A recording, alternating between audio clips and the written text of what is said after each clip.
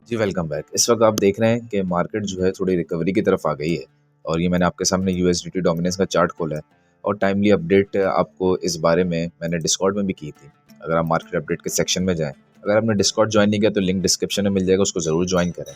और इस बारे में मैंने आपको काफ़ी अपडेट की थी कि किस तरीके से मार्केट ऊपर की तरफ जाएगी और लोग जो है वो बहुत घबराए हुए थे, यहाँ तक कि अगर कम्युनिकेट के हमारे सेक्शन में जाएँ तो ये भी नज़र आएगा कि जो ऐसे लोग हैं जिनको क्रिप्टो के बारे में ज़्यादा नॉलेज नहीं है, तो वो ये भी समझ रहे थे कि ये मार्केट जो है बस अब कभी ऊपर नहीं जाएगी, ये बस गया। और मार्केट के अंदर फेयर लेवल बहुत ज़्यादा था और फेयर लेवल मैंने शेयर किया, फेयर लेवल कल तक मार्केट के अंदर 20 पे घूम रहा था।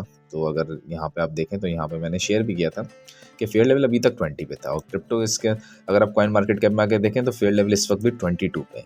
तो एक बात को याद रखें, ये देखें मैंने आपके सामने पूरा खोल लिया कि कल 20 पे था और पूरे साल का, बल्कि पिछले 2 साल के अंदर सबसे ज़्यादा जो फेयर था वो 27 फरवरी को रिकॉर्ड हुआ। इससे पहले ये था 7 सितंबर को, वो था 26।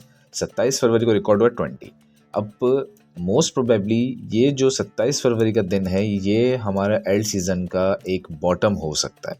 बाकी इसकी जो कंप्लीट ऑथेंटिकेशन है वो हमें 7 मार्च को मिल सकती है, क्योंकि 7 मार्च को एक इवेंट है जो मैंने शेयर किया था अपने डिस्कॉर्ड के अंदर।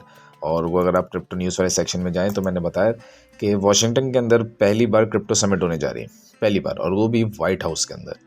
और ट्रम्प उसके अंदर स्पीच भी करेगा और ट्रम्प की जो स्पीच है वो मार्केट को बुलिश कर देगी। और मार्केट उससे पहले पूरे वीक में, ये फ्राइडे को इवेंट होने जा रहा है, आज संडे है तो अभी आपके पास 4 दिन मौजूद हैं, तो आपको ये कमिंग वीक के अंदर मार्केट बुलिश होती हुई नज़र आएगी। और उसका रीज़न ये है कि एक तो हमें फेयर इंडेक्स देखें, बहुत ही ज़्यादा फेयर है मार्केट में, ये न्यूज़ भी है और सारी चीज़ें हैं। इन सब के बावजूद भी अभी भी लोग जो है वो बाइंग की तरफ नहीं जा रहे, सेल कर रहे हैं। और हमेशा याद रखें कि इंस्टीट्यूशंस जब सेल करते हैं, जब मार्केट के अंदर बहुत ज़्यादा ग्रीड होता है, जैसे 12 मार्च को आपको ग्रीड नज़र आया, एक्सट्रीम ग्रीड था 92 पे, उस वक्त इंस्टीट्यूशन ने सेल किया और पूरे साल तक वो बेचते रहे और अब जाके फेयर मार्केट के अंदर आया 20। और इंस्टीट्यूशंस बाई कब करते हैं? जब एक्सट्रीम फेयर होता है, यानी कि ये वो टाइम है जब इंस्टीट्यूशंस बाइंग कर रहे हैं और रिटेलर सेल कर रहे हैं।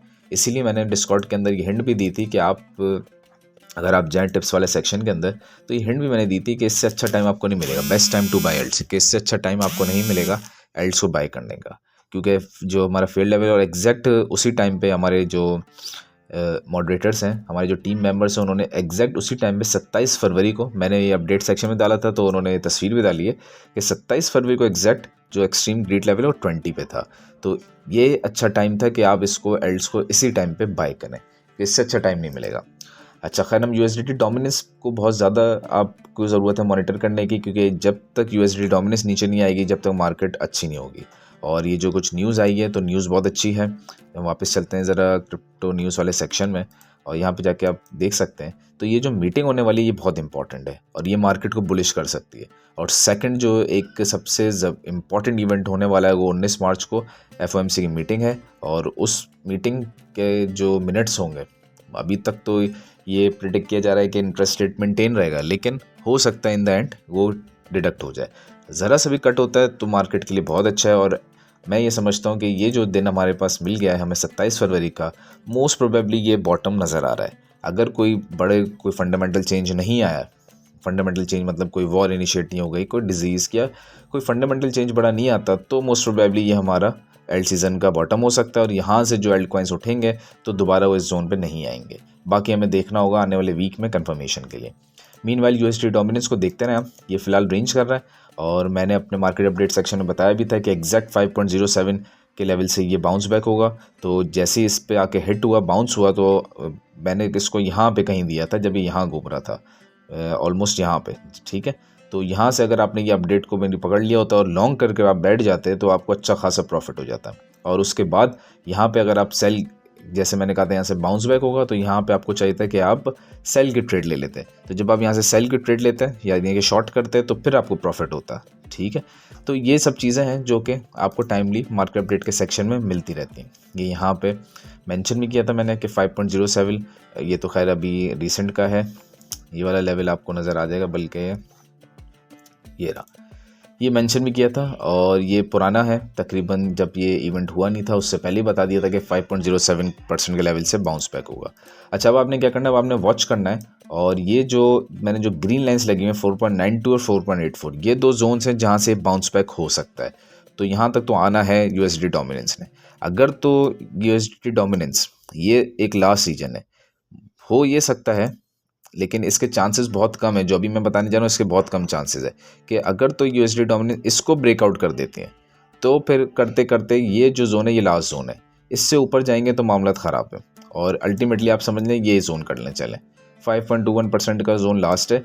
हो सकता है कि इन वर्स्ट के सिनेरियो हम यहाँ तक आ जाएं और फिर यहाँ से रिजेक्शन हो, ठीक है, लेकिन इसके चांसेस लग रहे हैं थोड़े कम। ज़्यादा चांसेस लग रहे हैं कि यहाँ से जब नीचे ब्रेकआउट होगा थोड़ा रीटेस्ट और फिर अल्टीमेटली आप आ रहे हैं ये ग्रीन जोन्स पे, जो ये दोनों ग्रीन जोन्स बने हुए, अब यहाँ पे आके थोड़ा सा बाउंस बैक करेंगे, ठीक है। तो मीनवाइल जैसे आप देखेंगे यहाँ से ब्रेकआउट हुआ है, आप लॉन्ग की ट्रेड ले सकते हैं और फिर यहाँ पे जैसे आप देखें हिट हुआ तो आप ट्रेड को क्लोज कर सकते हैं और शॉर्ट की ट्रेड ले सकते हैं। इस तरह आप मार्केट ऊपर जाए कि नीचे जाए आप लॉन्ग में भी प्रॉफिट में होंगे और शॉर्ट में भी होंगे, यानी कि मार्केट डंप करे या पंप करे दोनों केसेस में प्रॉफिट में होंगे। और जो लोग चाहते हैं कि क्रिप्टो को उन्होंने समझना है, वो क्रिप्टो को डिटेल में समझना चाहते हैं, तो बेहतर है कि अपने पैसे ज़ाया नहीं करें। जैसे हमारे डिस्कॉर्ड में मैंने देखा एक मेंबर ने शेयर किया हुआ था कि उन्होंने $12,000 कुछ ऐसे कॉइन्स पे लगा दिए जो डीलिस्ट हो गए। तो बेहतर है कि आप इतने पैसे लगाने से पहले आप थोड़ा सा क्रिप्टो को सीखें और इतने एक्सपर्ट हो जाएं कि आपको खुद भी पता चल जाए मार्केट किस तरफ जा रही है, ताकि आप टाइमली जो है उससे प्रॉफिट कमा सकें, ठीक है। तो सेकंड चीज़ हमने देखनी थी आज बिटकॉइन डोमिनेंस, और वो भी नीचे की तरफ आ रही है, ये भी बहुत अच्छा साइन है। बिटकॉइन डोमिनेंस जितनी तेज़ी से गिरती रहेगी उतना ज़्यादा अच्छा है हमारे लिए, ठीक है। आने वाले टाइम में हम इसको थोड़ा सा मॉनिटर भी करेंगे। फिलहाल ये EMA21 के ऊपर ही चल रहा है, इसको EMA21 के नीचे क्लोज करना बहुत ज़रूरी है, वो भी डेली पे। आज अगर ये क्लोज हो जाती है डेली में नीचे फिर तो बहुत अच्छा है, लेकिन मुश्किल है, हो सकता है कि मंडे या ट्यूसडे को जाके क्लोजिंग हो जाए नीचे, तो फिर हम लोग बुलिश हैं। आज हो जाए तो फिर तो बहुत ही अच्छा आपको एक पम्प दिख जाएगा आने वाले 1-2 दिन में, ठीक है। ठीक है, अच्छा तो हम वापस डिस्कॉर्ड पे चलते हैं और कुछ और न्यूज़ मैंने शेयर की थी, सारी इंपॉर्टेंट न्यूज़ थी। एक ये कि सीजी ने, ये जो बाइनेंस का CEO है, और सीजी ने तकरीबन 25 नवंबर 2022 को ही शेयर किया था जब मार्केट में दोबारा फेयर था और फेयर लेवल बहुत ज़्यादा था जिस तरह आज है। तो उस वक्त ये मुझे याद है ये ट्वीट जो शेयर किया गया था, तो उस वक्त बिटकॉइन की प्राइसेस के स्क्रीनशॉट लेकर उन्होंने रेफरेंस के तौर पे शेयर किए थे कि इतना ज़्यादा मार्केट के अंदर, हालांकि उस टाइम पे फेयर थोड़ा रिकवर हो रहा था, लेकिन उन्हीं दिनों में इससे पहले फेयर बहुत ज़्यादा था। तो फिर ये जो एक इन्होंने शेयर किया था उसके बाद से आज आप देख लें कि बिटकॉइन, इथेरियम, BNB तीनों कहाँ लाई करते हैं, ठीक है। अच्छा, इसी के अलावा एक ये जिसके बारे में आपको पहले भी मैंने अपडेट किया था कि यूनाइटेड स्टेट्स में यानी कि सिक्योरिटी कमीशन या फिर इनके सुप्रीम कोर्ट की तरफ से ये आ सकता है कि मीम कॉइन्स को बैन कर दिया जाए। इन्होंने अल्टीमेटली बैन तो नहीं किया, लेकिन उन्होंने डिक्लेयर कर दिया कि सिक्योरिटीज़ नहीं है, तो इन शॉर्ट ये बैन करना ही होता है। और हो क्या रहा था इस बार थोड़ा अजीब सा सिनेरियो ये हो रहा था कि हमने देखा कि पैसा जो है वो बिटकॉइन से आता है इथेरियम में और एल्ट्स में, लेकिन बिटकॉइन से पैसा चला गया मीम कॉइन्स में और इथेरियम वहीं का वहीं रह गया। तो जब इथेरियम में नहीं आया तो एल्ट्स भी आपके पम्प नहीं करे। ये थोड़ा सा साइकिल चेंज हुआ और उसके अंदर एक ट्रम्प और मिलानिया कॉइन, मिलानिया के बारे में, वैसे ट्रम्प पे मैंने टाइमली अपडेट भी की थी। जिन लोगों ने मेरी अपडेट देखी होगी उनको पता होगा कि मैंने उनको एग्जैक्ट टॉप दिया था कि यहाँ पे आप इसको सेल कर दें अगर आप ट्रेड में बाय नहीं करें।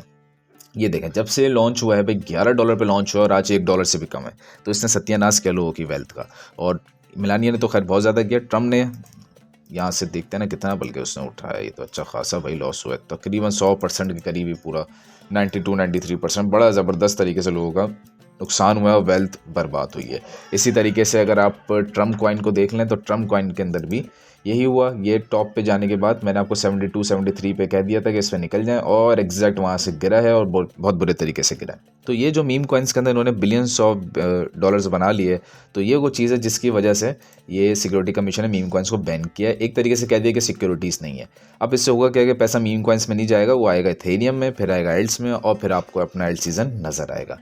अच्छा, कुछ लोग ऐसे हैं वो कुछ एल्ट कॉइन्स में फंसे हुए हैं, तो भाई अगर आप एल्ट कॉइन्स का एनालिसिस चाहते हैं तो मैंने आपसे कहा है कि आप कम्युनिकेट सेक्शन में जाएं, पोस्ट करें आप कौन सा चाहते हैं, तो आपको एल्ट कॉइन के एनालिसिस वाले सेक्शन में मिल जाएंगे उसके बारे में अपडेट कि किस तरह क्या रिएक्ट कर रहे हैं। और बेहतर ये है कि जब आप ज़्यादा इन्वेस्टमेंट कर रहे हैं तो मैं दोबारा बोलूँगा पहले आप क्रिप्टो को समझें, और अगर आप चाहते हैं तो हम इधर हमने अनाउंसमेंट सेक्शन में प्रॉपर्ली डाला भी है, तो बेशक पेड सेक्शन या एल्ट सीजन पेड सेक्शन इसको ज्वाइन करें या फिर मेंटोरशिप सेक्शन है, ताकि आप क्रिप्टो को समझ सकें सही तरीके से। मीनवाइल बिटकॉइन को देखें तो बिटकॉइन भी भाई वही कर रहा है जो हमने बताया था आपको कि बिटकॉइन इस वक्त रेंजिंग पे, और ये एग्जैक्ट इस जोन को हिट करने के बाद अब ये यहाँ से रिजेक्शन हो रही है इसकी 85। यहाँ से अगर रिजेक्शन होती है कंटिन्यू, जिसके चांसेस कम है क्योंकि EMA 21 के ऊपर है 4 आवर्स पे, लेकिन अगर बाई चांस ये इसके नीचे क्लोज कर देता है और 2-3 कैंडल्स इसके नीचे रहती हैं तो फिर आप समझें आप इस जोन तक आ रहे हैं, ठीक है। लेकिन उसके चांसेस कम लग रहे हैं। अगर तो 1-2 कैंडल इसके ऊपर क्लोज हो जाती है तो फिर आप अल्टीमेटली करते करते आप ऊपर जाएंगे और 90,000 तक आपको फिर जाना चाहिए। 89 से 90,000 तक एक अच्छे जोन है जहाँ तक आपको जाना चाहिए, ठीक है। बाकी अपडेट के साथ हम अगली वीडियो में मिलेंगे।